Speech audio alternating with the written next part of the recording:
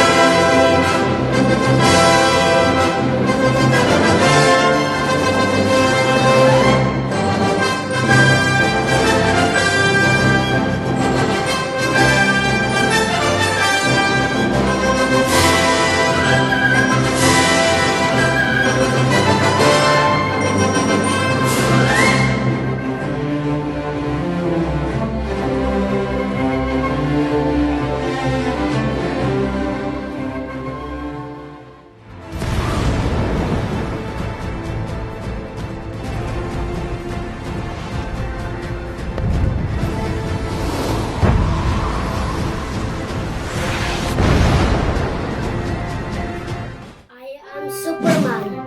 I am gentle, kind-hearted, and selfless. I learned from Superman that there is always hope. Superman has inspired me not because of his powers, but because of his beliefs in hope. He always believes in the good in every person.